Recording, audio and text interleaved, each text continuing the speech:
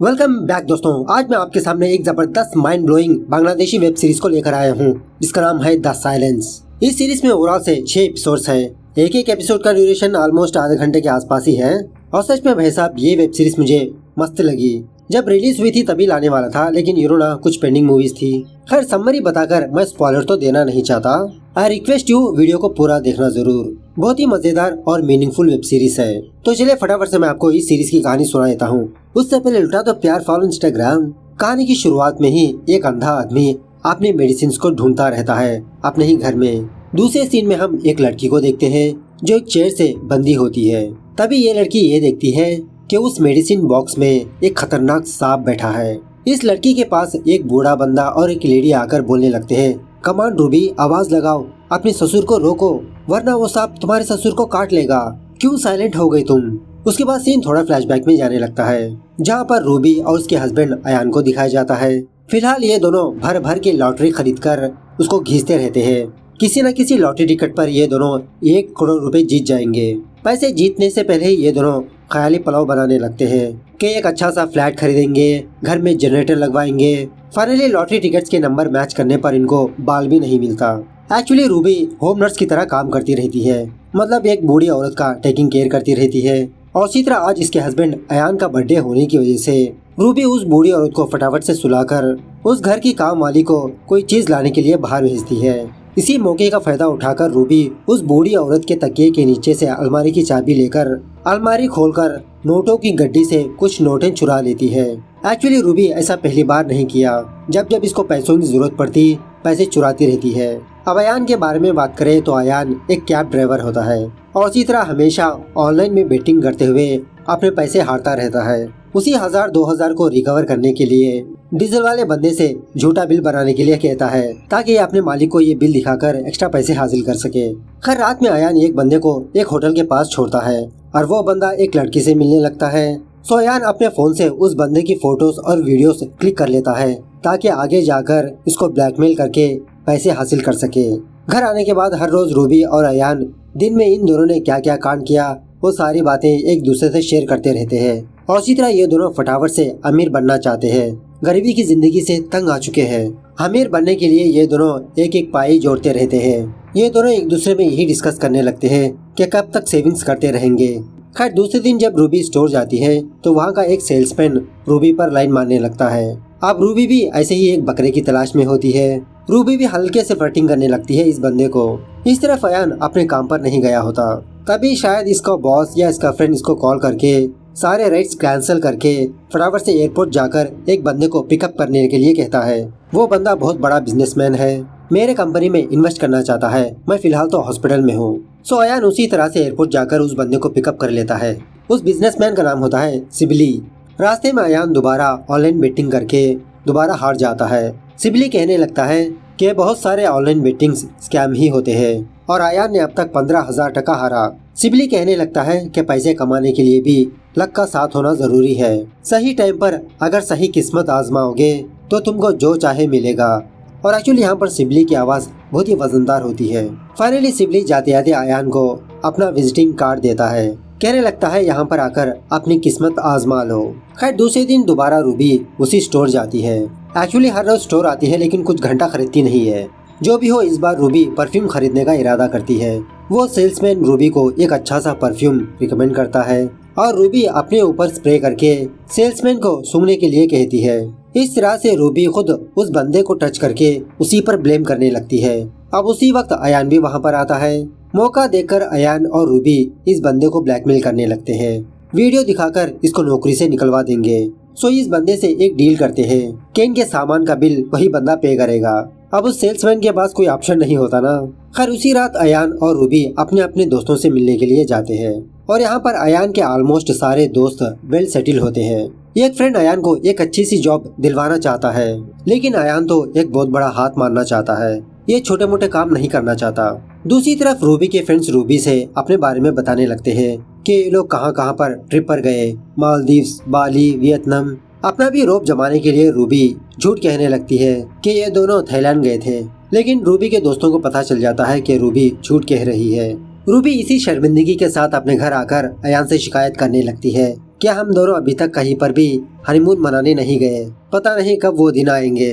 खैर उसके बाद अयान और रूबी सिबली के दिए हुए एड्रेस पर जाते हैं तो ये देखते हैं कि चारों तरफ पार्टी ही पार्टी चल रही है। काफी सारे लोग काले कपड़े ही पहनकर आए हैं। एंट्रेंस में ही ये दोनों ये देखते हैं कि एक बंदा अपने चेहरे पर बहुत सारा कीचड़ और गोबर लगा रहा है। देखने वाले इसको ही देखते रहते हैं। तभी इन दोनों के पास सिबली आता है, कहने लगता है कि welcome to the party enjoy करो और अपनी लक भी आजमा लो। अगर तुम दोनों की लक अच्छी निकली तो यहाँ से बहुत सारा पैसा जीत कर जाओगे।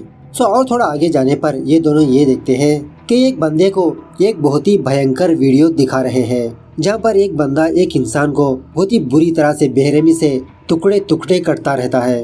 वो बंदा सिर्फ 40 सेकंड तक इस वीडियो को देखने की वजह से इसको 4000 टका मिलता है। ये देखकर अयान और रूबी के तो होश ही उड़ जाते हैं कि 40 सेकंड के 4000 रुपए।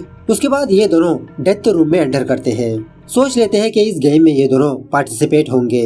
गेम ये है कि हर एक 15 सेकंड में बांग्लादेश में जगह जगह पर किसी न किसी की मौत होती रहती है। अब इन सारे लोगों को ये गेस करना होता है कि किस जगह पर मौत हुई। अगर प्रेडिक्शन सही निकला तो ये जीत जाएंगे। इसी जगह पर हम वो बूढ़ा आदमी और लेडी को देखते हैं जिसका नाम होता है जमन और अफरोजा, जो सीरीज के स्टार्टिंग में दिखाया था। खैर जैसे ही गेम स्टार्ट होता है अयान और रूबी लगातार से जीतने लगते हैं। जस्ट सिंपल प्रेडिक्शन से ये दोनों 30,000 टका जीत लेते हैं। सिबली यहाँ पर आकर इन दोनों को अप्रिशिएट भी करने लगता है कि आज तक ऐसा गेम किसी ने नहीं खेला।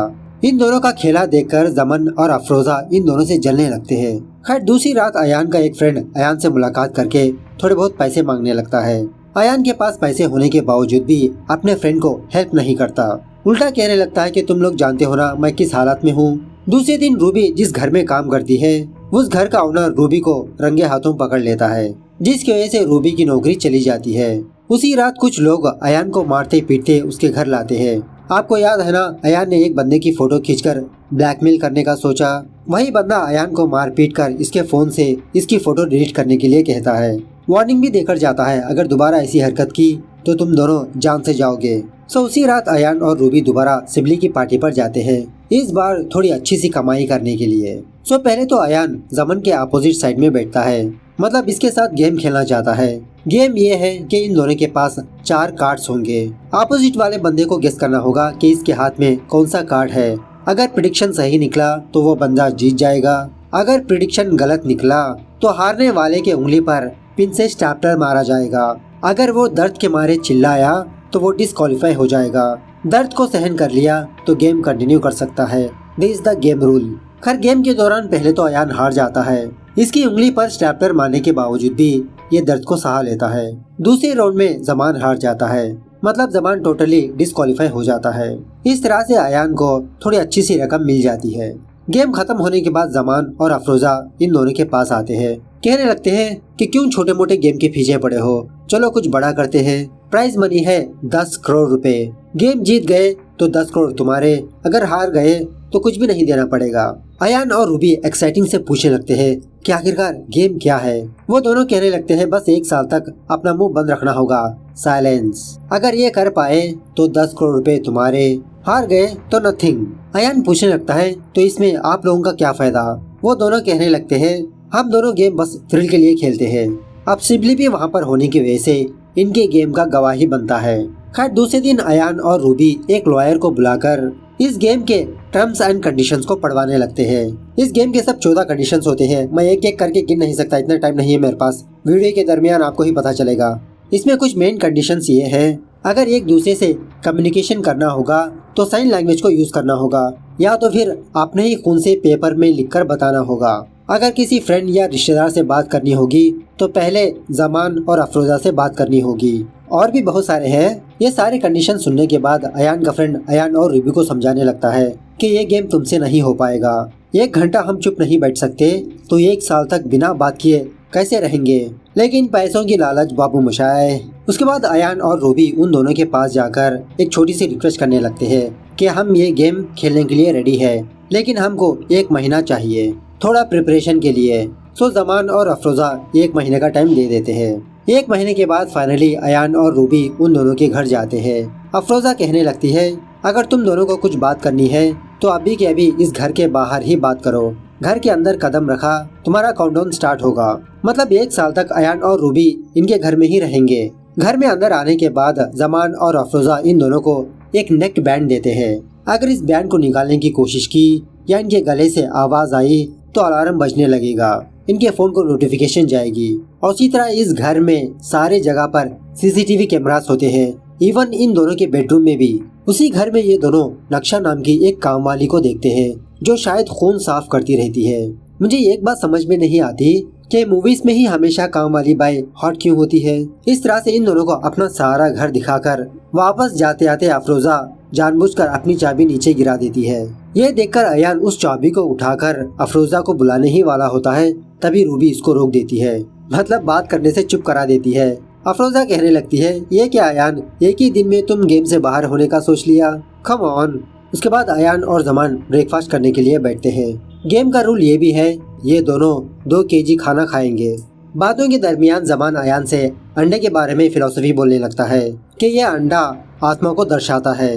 और इसी तरह बड़े बड़े सिंगर्स और लोगों के बारे में भी बताने लगता है कि वो लोग ऐसे ही बड़े बड़े सिंगर्स नहीं बने, उन्होंने अपनी आत्मा इब्लीस के हवाले कर दी। इब्लीस इस दुनिया का राजा है जो हमको सब कुछ दे सकता है, बस हमें उसकी बात माननी होगी। और एक और इंसिडेंट भी बताने लगता है कि जब एक इंसान इब्लीस को धोखा दिया तो इब्लीस ने उस बंदे का क्या हाल किया। लेकिन अयान को ये सब कुछ बातें फालतू ही लगने लगती है। ये तो यही सोचने लगता है कि इतना सारा खाना कैसे खत्म करना है। दूसरी तरफ रूबी इसी घर में 2 आँख और 1 हाथ को देखती है जो दिखने में बहुत ही रियल लगते हैं। अफरोजा ने इन दोनों चीजों को एज ए शोकेस की तरह रखा होता है। खैर उसके बाद जब अयान और रूबी अपने कमरे में सो रहे होते हैं, आधी रात को रूबी किसी बच्चे की रोने की आवाज को सुनती है और वो आवाज जमान के कमरे से आ रही होती है। देखते ही देखते उस बच्चे की रोने की आवाज अचानक से स्टॉप हो जाती है। कुछ ही सेकंड में सन्नाटा छा जाता है। दूसरे दिन रूबी दोबारा वही चीज देखती है जहाँ पर नक्शा कुछ खून के धब्बों को साफ करती रहती है। रात होने के बाद जब ये लोग डिनर करने वाले होते हैं, जमान कहने लगता है कि आज हमारे घर एक मेहमान आने वाला है। सो थोड़ी ही देर में एक भूखा नंगा आदमी जमान के घर आता है। जमान इस भिखारी को एक चेयर से बांध देता है। शर्त ये है कि जब ये चारों लोग खाना खा रहे होते हैं, ये भिखारी किसी भी चीज को हाथ नहीं लगाना, चाहे वो खाना हो या पानी। अगर इस भिखारी ने ऐसा कर लिया तो इस भिखारी को 100 टका मिलेगा। इस तरह से उस भूखे भिखारी के सामने ही ये चारों लोग जमकर खाना खाने लगते हैं। अयान और रूबी को थोड़ा अनकंफर्टेबल फील होने लगता है, लेकिन खाना तो पड़ेगा। खैर उसके बाद अयान रूबी के साथ कान करने की कोशिश करता है, लेकिन रूबी अयान को टोटली मना करने लगती है क्योंकि चारों तरफ कैमरास ही लगे हैं। खैर दूसरे दिन ये चारों लोग एक होटल जाते हैं खाना खाने के लिए। अब रोज बरोज खाना ज्यादा होने की वजह से अयान और रूबी इस खाने को खा नहीं पाते, लेकिन फिर भी जमान पैक करने के लिए कहता है। होटल से बाहर आने पर अयान और रूबी 2 भिखारी को देखते हैं, एक बूढ़ा और एक बच्चा। रूबी अपना खाना इन लोगों को देने लगती है, लेकिन तभी अफरोजा इन दोनों को उनका रूल याद दिलाने लगती है कि किसी भी हालत में तुम लोगों का खाना तुमको ही खाना पड़ेगा। खैर एक दिन जब अयान स्नान करके बाहर आता है, अयान के कमरे में नक्शा मौजूद होती है, वही साफ सफाई का काम करते हुए। अब नक्शा अयान को उस हालत में देखकर इसके तो खड़े होने लगते हैं, मतलब रोंगटे। उसी रात रूबी ये देखती है कि जमान और अफरोजा के पास एक छोटी बच्ची है। उस छोटी बच्ची को ये दोनों बहुत केयरिंग करते रहते हैं। खैर दूसरे दिन अफरोजा की कजिन अफरोजा के घर आती है। अब अफरोजा ने ऑलरेडी अयान और रूबी के बारे में बता चुकी होती है। सब बातों ही बातों में अफरोजा की कजिन रूबी को बहुत जलील करने लगती है, मतलब कुछ इशारे करके दिखाने के लिए कहती है। इन इशारों को देखकर ये बंदर भी कहने लगती है। अब रूबी बहुत जलील महसूस करके फटाफट से अंदर चली जाती है। खैर एक दिन जब रूबी बाहर बैठकर न्यूज़पेपर पढ़ रही होती है, रूबी के पास नक्शा आती है। इस घर के बारे में एक इंसिडेंट बताने लगती है कि 56 साल पहले 2 जुड़वा बहनों ने इस घर को बनाया। कुछ दिनों बाद आसपास के लोग इस घर में बच्चों की रोने की आवाज सुनने लगे। बाद में पता चला कि वो 2 जुड़वा बहनें छोटे बच्चों को इस घर में लाकर उनके टुकड़े टुकड़े कर खा लेते थे, डार्क मैजिक वगैरह किया करते थे। नेबर्स को जब ये बात पता चली, अचानक से वो 2 बहनें इस घर से गायब हो गई और अभी भी मुझे बच्चों की आवाज सुनाई देती है। सो उसी न्यूज़पेपर में रूबी एक छोटी बच्चे की मिसिंग न्यूज को देखती है। ये बच्ची वही है जो थोड़ी दिन पहले जमान और अफरोजा के पास देखा था। उसके बाद ये चारों लोग शॉपिंग करने के लिए किसी दुकान पर जाते हैं और इत्तेफाक से इस दुकान में सुपरमार्केट में जो बंदा था ना, वो बंदा होता है। अयान और रूबी को देखकर पहचान लेता है, क्योंकि इन दोनों की वजह से ही इस बंदे ने अपनी जॉब खो दी। शॉपिंग के दौरान जमान और अफरोजा कहने लगते हैं कि तुम दोनों शॉपिंग करते रहो, हम नीचे एक बंदे से मिलकर आते हैं, और वैसे भी यहाँ पर हमारे लायक का कोई भी चीज नहीं। तो जब अयान और रूबी शॉपिंग करते रहते हैं, तभी एक बूढ़ा बंदा इन दोनों के पास आकर चिल्लाने लगता है कि मुझे इन दोनों से बचाओ, ये दोनों मुझे ब्लैकमेल कर रहे हैं। सो इसी मौके का फायदा उठाकर वो शॉप वाला बंदा आसपास के लोगों को जमा करके इन दोनों की बहुत पिटाई करने लगता है। इसके बावजूद भी इन दोनों के मुंह से उफ तक आवाज नहीं आती। ये दोनों अपना मुंह बंद ही रखते हैं, और एक्चुअली ऐसा करने वाले खुद जमान और अफरोजा होते हैं। वेट करते रहते हैं कि कब अलार्म बजेगा, लेकिन जख्मी हालत में वो दोनों इन दोनों के पास आते हैं। जमान और अफरोजा उन दोनों को झूठी तसल्ली देने लगते हैं। हर एक दिन जमान फटाफट से अयान के पास आकर कहने लगता है कि ये लो अयान, तुम्हारी माँ कॉल पर है, तुम्हारी माँ से बात करो। उस तरफ अयान की माँ अयान से कहने लगती है कि बेटा तुम कहाँ पर हो, बहुत दिनों से घर नहीं आए, मुझसे बात नहीं की, सुना है मैंने कोई गेम खेल रहे हो। वो कैसा गेम है बेटा जो मुझे देखने के लिए भी नहीं आए? मैं बहुत बीमार हूँ, तुमको देखना चाहती हूँ बेटा। सो अयान जमान से रिक्वेस्ट करने लगता है कि एक बार अपनी माँ से बात करेगा। जमान कहने लगता है नो इमोशनल ब्लैकमेल अयान, अगर तुमको बात करनी है तो बात कर लो, किसने रोका। हर एक रात दोबारा अयान रूबी के साथ कांड करने की कोशिश करता है, क्योंकि ऑलमोस्ट 4-5 महीने बीत गए। दोबारा अयान को दूर रखने लगती है। अयान समझाने लगता है कि वो लोग देखते हैं तो देखने दो, हम हमारा काम करेंगे ना, हमको तो बस पैसों से मतलब है। मतलब ये सब कुछ इशारों से बात करने लगते हैं, लेकिन फिर भी रूबी नहीं मानती। अयान को बहुत गुस्सा आकर बाहर चले जाता है, और सच में उस वक्त जमान और अफरोजा इन दोनों पर नजरें गड़ा के रखे होते हैं। एक दिन जमान जानबूझकर अयान और रूबी के फ्रेंड्स को अपने घर बुलाता है। सारे फ्रेंड्स मिलकर इन दोनों को यही कहने लगते हैं, अरे भाई साहब हम तो 1 घंटा चुप नहीं बैठ सकते, और तुम दोनों 1 साल का रेजोल्यूशन लिया, वाह। खैर दूसरे दिन अयान की नजर नक्शा पर पड़ती है। नक्शा समझ जाती है कि अयान को क्या चाहिए। धीरे धीरे अयान के पास आकर कहने लगती है कि मेरे कमरे में एक भी सीसीटीवी कैमरा नहीं है। अब उसी रात अयान को दोबारा नींद न आने की वजह से वो हॉल में जाकर ड्रिंक करने लगता है। तभी अयान के पास अफरोजा भी आती है। बातों ही बातों में अफरोजा अयान के चेहरे पर एक ड्रग्स फूंक मारती है। ये ड्रग्स सूंघने के बाद अयान थोड़ा झूमने लगता है। सुबह होने के बाद रूबी ये देखती है कि इसके बगल में अयान मौजूद नहीं। पता चलता है कि अयान नक्शा के कमरे में है। इस आग को और भड़काने के लिए जमान और अफरोजा रूबी को रात वाला सीसीटीवी फुटेज दिखाने लगते हैं, जहाँ पर अयान और नक्शा चुम्मा चाटी कर रहे होते हैं। यह देखने के बाद रूबी को बहुत गुस्सा आता है। फटाफट से अयान के पास जाकर इसे बहुत मारने पीटने लगती है। अयान इशारों से रूबी को समझाने लगता है कि प्लीज मेरी बात सुनो, लेकिन रूबी सुनती ही नहीं। इसको बताने के लिए अयान अपने खून से ये लिखता है कि इसमें मेरी कोई भी गलती नहीं, लेकिन फिर भी रूबी नहीं मानती। सो इन दोनों का झगड़ा देखकर जमान और अफरोजा इन दोनों के पास आकर कहने लगते हैं, क्या तुम दोनों ये गेम कंटिन्यू करना चाहते हो? सो ये दोनों इस गेम को कंटिन्यू करना चाहते हैं। सो अब रूल के हिसाब से जमान और अफरोजा अयान और रूबी को एक ही रस्सी से बांध देते हैं कमर में। अब रूबी जहाँ जहाँ पर भी जाती अयान को भी खींच ले जाने लगती है। हर एक रात ठीक 3 बजे जमान रूबी के पास आकर अजीब अजीब से बात करने लगता है, अजीब अजीब से बिहेव करने लगता है। स्पेशली 3 o'clock के बारे में कुछ फिलॉसफी की बातें करने लगता है कि 3 o'clock is the devils time, कि रात के 3 बजे क्या क्या चीजें चलती है वो भी बताने लगता है। जमान जाने के बाद रूबी ये दिखती है कि उस जगह पर जमान की गन पड़ी है। रूबी फटाफट से उस गन को अपने हाथ में लेकर पहले तो अयान को धमकाने लगती है, नीचे आकर वो नक्शा को भी धमकाने लगती है। अब डर के मारे बेचारी नक्शा सच बताने लगती है कि उस रात एक्चुअली अयान और उसके बीच कुछ भी नहीं हुआ, और ऐसा करने के लिए जमान और अफरोजा ने ही कहा। तब जाके रूबी को अयान पर यकीन आता है, और उसी तरह उन दोनों का प्लान भी फ्लॉप हो जाता है। खैर उसके बाद जैसे जैसे दिन गुजरने लगते हैं, ये दोनों साइन लैंग्वेज की किताब लेकर साइन लैंग्वेज सीखने लगते हैं, ताकि कम्युनिकेशन थोड़ा आसान हो। उसके बाद एक दिन ये चारों बैठकर माया शरीक मूवी देखते रहते हैं, जो कुछ दिनों पहले मैंने एक्सप्लेन किया था। तभी अयान का चाचा अयान को कॉल करके एक बैड न्यूज सुनाने लगता है कि अयान की माँ इस दुनिया से चली गई। अयान का फादर भी अयान से बात करने लगता है कि बेटा तुम कहाँ पर हो, तुम्हारी माँ के आखिरी समय में तुम अपनी माँ के पास मौजूद नहीं थे, पता है तुम्हारी माँ ने तुमको कितना याद किया, क्या आखिरी बार तुम अपनी माँ को देखने के लिए आ सकते हो? सो जो भी हो, ये चारों लोग मिलकर अयान के गांव जाने लगते हैं, और एक्चुअली यहाँ पर अयान का फादर ब्लाइंड होता है। अयान से काफी सारी बातें पूछने लगता है, लेकिन अयान तो बात नहीं कर सकता ना। और इसी तरह अयान का चाचा भी अयान को बहुत डांटने लगता है कि एटलीस्ट तुमने तुम्हारी माँ के लिए दुआ भी नहीं की, क्या तुम्हारा दिल इतना पत्थर बन चुका है। खैर ये होने के बाद जमान अयान के चाचा को अपने पास बुलाकर एक छोटी सी चिंगारी भड़काने लगता है कि अयान का जो घर है ना वो घर आपके नाम कर लो। मैं गारंटी के साथ कह सकता हूँ अयान आपको कुछ भी नहीं कहेगा, रोकेगा भी नहीं। मैं एक वकील को जानता हूँ, वो सब कुछ संभाल लेगा। रात होने के बाद जमान और अफरोजा अयान को भड़काने लगते हैं कि तुम्हारा चाचा तुम्हारा घर हड़पना चाहता है। कमान अयान अपना मुंह खोलो, तभी तो सच बाहर आएगा। लेकिन रूबी अपने खून से एक पेपर में लिखकर अयान को देती है, मतलब कहने लगती है अगर हमारे पास पैसे होंगे तो ऐसे 100 घर खरीद सकते हैं। खैर दूसरे दिन एक वकील आकर एक झूठा बिलनामा पढ़ने लगता है कि अयान ने अपना घर अपने चाचा के नाम कर दिया। यह सुनने के बाद अयान का फादर बहुत दुखी होने लगता है क्योंकि ये घर इनके पुरखों का है।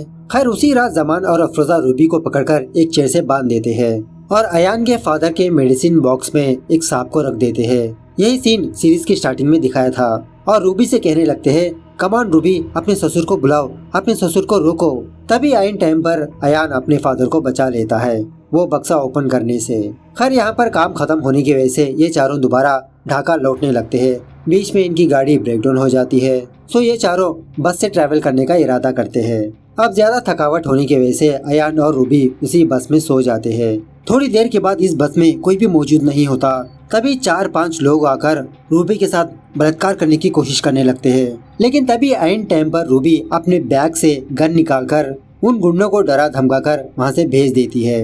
अब ऑफकोर्स ये कांड करने वाले और कोई नहीं जमान और अफरोजा ही होते हैं। खैर फाइनली नवंबर आ ही जाता है। अयान रूबी से कहने लगता है कि अब मैं और बर्दाश्त नहीं कर सकता।